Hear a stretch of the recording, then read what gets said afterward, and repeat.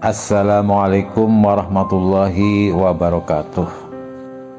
Pada kesempatan ini saya akan menjabarkan tentang arti dari istilah atau kata kun fayakun. Namun sebelumnya saya akan coba uraikan terlebih dahulu perjalanan spiritual mengenai tobat. Tobat itu adalah kembali itu adalah aslinya adalah Allah.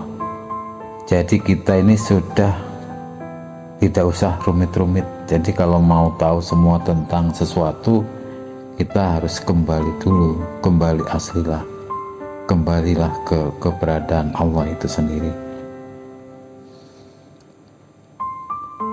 Setiap waktu itu mengandung simpanan data yang terjadi pada waktu itu.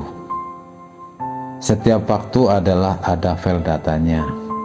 Agar file itu tidak hilang, maka setiap peristiwa yang kita rasakan, kita alami, yang kita nikmati, jangan lupa kita untuk menyimpan semua kenikmatan itu dalam kalimat Alhamdulillahi Rabbil Alamin. Demikian juga saat ini. Simpanan yang terjadi pada waktu ini, yaitu kebetulan waktu ini adalah sedang berada di bulan Ramadan, yaitu sebuah peristiwa turunnya penerangan Tuhan melalui para utusannya, yaitu Tuhan menurunkan tentang rahasia Tuhan mulai dari suhufnya Nabi Ibrahim, Zaburnya Nabi Daud, Tauratnya Nabi Musa, Injilnya Nabi Isa, sampai dengan Al-Qur'annya Nabi Muhammad SAW itu turun di bulan Ramadan ini. Jadi semua kitab-kitab suci itu adalah filenya ada di bulan Ramadan ini. Yang saya maksud adalah semua kitab suci dari mulai suhufnya Nabi Ibrahim sampai dengan Al-Qur'annya Nabi Muhammad itu diturunkan sekarang, yaitu di bulan Ramadan ini. Sehingga bulan Ramadan ini terasa sangat gegap gempita dalam dada kita. Mungkin umat yang lain, umat di luar non-Islam atau non-Muslim saat ini tidak semuanya bisa merasakan. Bahkan di orang Islam sendiri pun tidak semua bisa merasakan gegap gempitanya bulan Ramadan ini.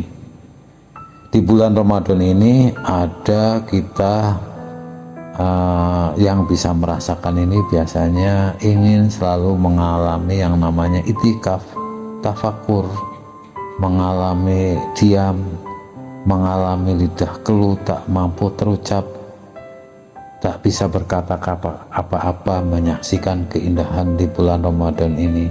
Ini terjadi hanya di bulan Ramadan ini.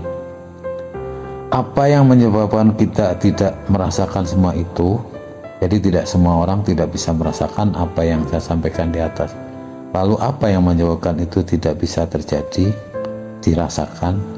Itu semua karena manusia sudah banyak tertutup oleh kemelekatan, yaitu kemelekatan pada diri yang palsu.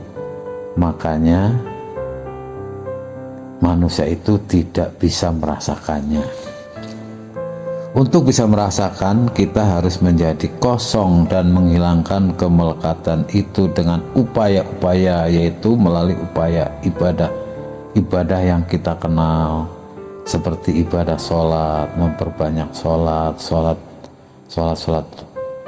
sunnah selain sholat wajib, melakukan zikir, membaca Al-Quran, dan melakukan puasa, dan lain-lain ibadah yang biasa ada di bulan Ramadan. Di bulan puasa itu banyak sekali amal-amal perbuatan kita yang pada akhirnya kita bisa terbuka kesadaran kita dan kita bisa menangkap nikmatnya waktu ini, yaitu waktu di bulan Ramadan. Kalau kita sinyalnya sudah tertutup, kita tidak bisa menikmatnya indahnya bulan Ramadan ini. Bulan Ramadan itu adalah bulan penuh berkah, sehingga kadang semua orang yang sudah pernah merasakannya selalu merindukan yang namanya bulan Ramadan ini.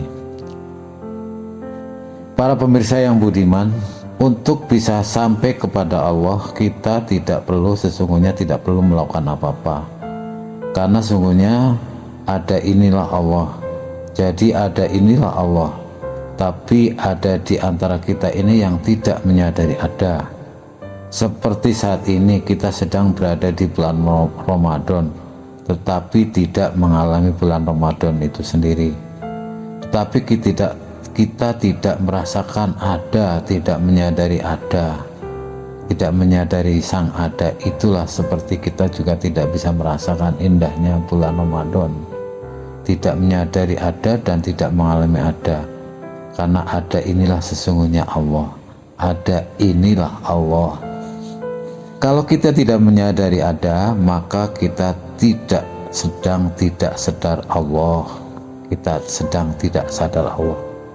Mengapa kita tidak bisa mengalami? Karena kita itu masih melekat sangat kuat terhadap dunia, mengalami kemelekatan dunia. Itulah yang dikatakan ego, diri, ilusinya menjadi semakin kuat dan menjadikan kita semakin jauh dari Allah.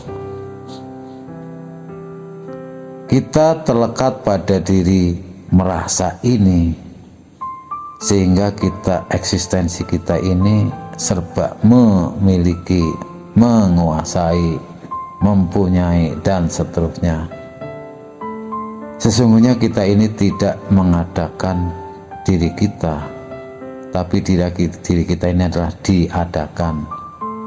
Memang kita pernah merasa meminta dulu sebelum kita turun ke bumi, tidak pernah, sehingga kita tidak selalu mencari. Karena kita masih merasa padahal kita sedang diadakan, jadi kita tidak boleh merasa ada, tetapi kita ini diadakan. Itulah kita sampai pada titik ini. Kalau kita menyadari ada karena diadakan, itulah kita sampai pada yang namanya liqa ilah, liqa Allah. Itulah kita mengalami perjumpaan dengan Allah, sampai kita pada sadar di titik itu. La ilaha illah, la ilaha illah, itu yang harus dinafikan. La ilaha illallah itu isbatnya. Jadi kalimat la ilaha illallah adalah kalimat nafi isbat. Nafi isbat, merasa ada itu adalah diri batil. Merasa punya, merasa baik dan merasa buruk sama-sama nafi, sama-sama batil. Sepanjang masih ada merasa, itu masih diri batil. Ada sesungguhnya, ada ini sesungguhnya adalah Allah. Karena kita merasa ada, itu batil. Diri semu itu adalah diri batil. Jadi kita tidak boleh merasa ada. La ilaha, la ilaha ini harus dinafikan. Yang diisbatkan hanya illallah, hanya Allah. Diri sejati yang diingat, diri batil ditiadakan. Jadi ini Allah yang harus diisbatkan. Jadi karena ada diri batil, jadi merasa apa saja diakui semuanya, sehingga kita terkurung di sini sehingga tidak sadar Allah. Jadi la ilaha illallah itu wujud kita ini adalah Allah. Jadi diri batil ini telah menyatu dengan seluruh daging kita sehingga kita merasa apa saja. Itulah yang harus dihilangkan, harus dinafikan melalui kalimat la ilaha. Lalu yang ada hanya Allah. Sadarilah diri semumu itu. La ilah itu kosong, ilallah itu kosong. Kosong itu adalah Allah. Yang bisa ketemu Allah hanya Allah itu sendiri. Mengkosongkan itu jangan merasa marifat. Yang merasa marifat kalau masih merasa itu juga masih kafir. Merasa marifat itu masih kafir ya. La ilah itu kita bawa kemana-mana, harus diisbatkan menjadi illallah. Jika kita bisa melepas diri ego ini jika kita sudah diingatkan di ini adalah Allah, maka diri ini menjadi wujudnya Muhammad Rasulullah. Jadi diri ini Muhammad Rasulullah, dan ini diri ego yang telah hilang, ini juga Allah. Fa'lam anahu, kita sadari fa'lam anahu la ilaha illallah. Pokoknya kita jangan merasa marifat, jangan juga kita masih merasa sudah marifat. Kalau kita masih merasa, itu menjadi kafir. Jadi diam itulah yang paling penting. Diam telah sampai pada ring 1 pada saat itu. Kalau kita sudah bisa diam terus menerus, tidak ada batasnya. Diri sejati kita ini ya Muhammad, sehingga Nabi Muhammad sendiri ya syahadatnya sama dengan kita mengucapkan asyhadu alla ilaha illallah wa asyhadu anna muhammadar rasulullah. Ternyata diam level 3 itu sudah sudah mentok, dan di atas level 3 itu tidak bisa dikatakan lagi. Kalau kita sudah masuk di diam level 3, itulah kita sedang masuk ke dalam yang namanya sibghatullah, celupan Allah. Semua menjadi Allah lah yang meliputi diri ini. Muhammad itu dohirnya Allah. Jadi ini wujud kita, keberadaan ini adalah wujudnya Allah. Sesungguhnya segalanya akan binasa, yang kekal hanyalah Allah. Diri sejati itu yaitu seluruh diri batin yang meliputi seluruh yang ada pada diri ini. Diri semu itu adalah diri Abdullah.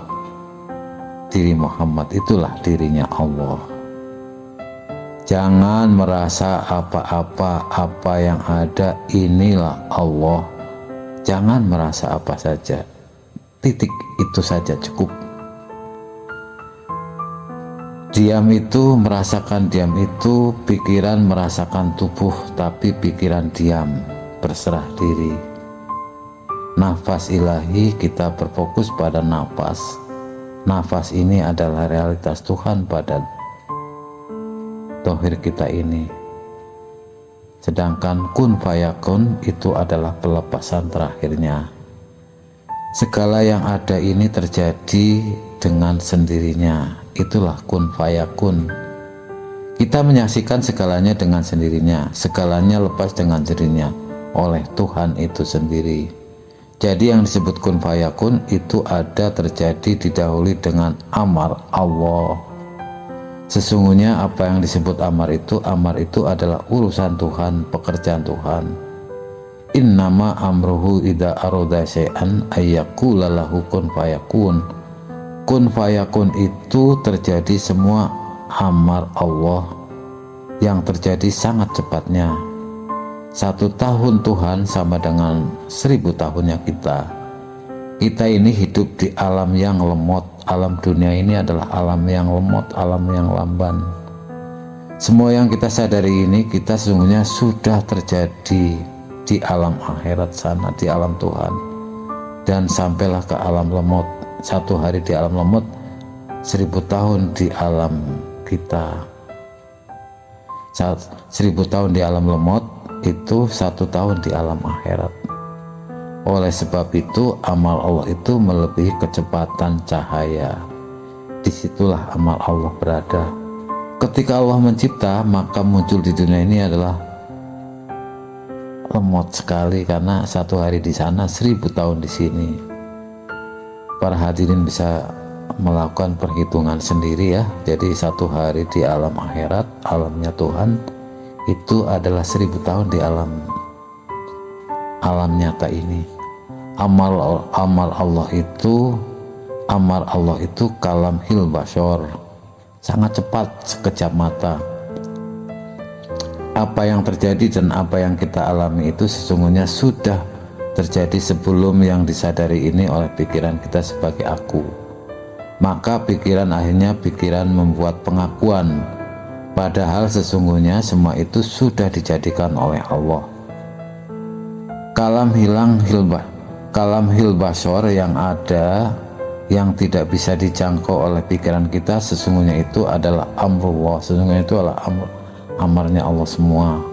Semua yang terjadi di alam ini, ya termasuk yang terjadi pada diri kita ini, adalah semua amarnya Allah semua, kun fayakun. Namun oleh diri ini oleh diri keakuan atau pikiran itu diakui sebagai geraknya alam saja, geraknya kita, kelakuan kita. Oleh karena itu, mulai saat ini lepaskanlah dirimu, pikiranmu, lepaskanlah keakuanmu, agar kamu bisa menyadari yang ada hanya Allah. Kalau kita sudah bisa melakukan itu, semuanya selesai. Para hadirin sekalian, para pemirsa yang budiman, di amrullah kita ini akan selamat.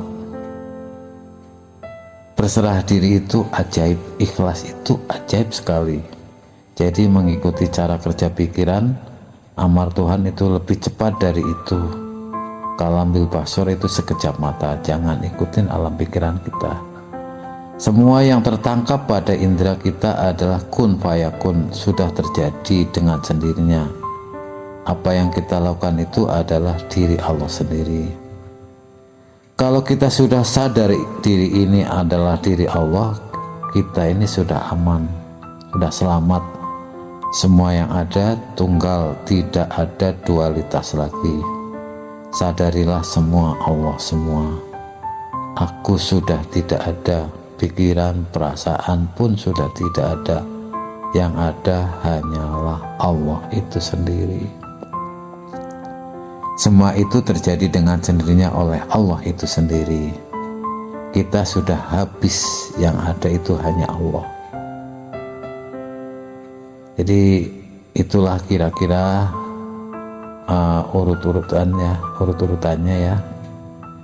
Kalau kita sudah bisa memutuskan kendali pikiran kita atas tubuh ini, dan kita hanya bisa merasakan tubuh seperti jatuhnya tubuh ke dalam sumur yang dalam, ke dalam lautan ilahi yang lepas, lalu akhirnya kita menyadari bahwa semua yang terjadi adalah semua napasnya Allah.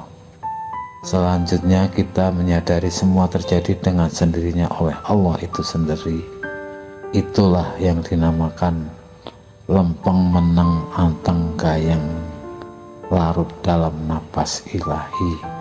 Napas ilahi itu napas yang di perut yang terjadi dengan sendirinya. Kita bernapas juga kita tidak melakukan apa-apa, hanya napas masuk keluar masuk. Siapa yang membuat? Itulah lempeng meneng anteng gayeng, Allah sendiri yang berada di dalam semua yang ada ini. Demikian, terima kasih. Wabillahi taufiq wal hidayah. Wassalamualaikum warahmatullahi wabarakatuh.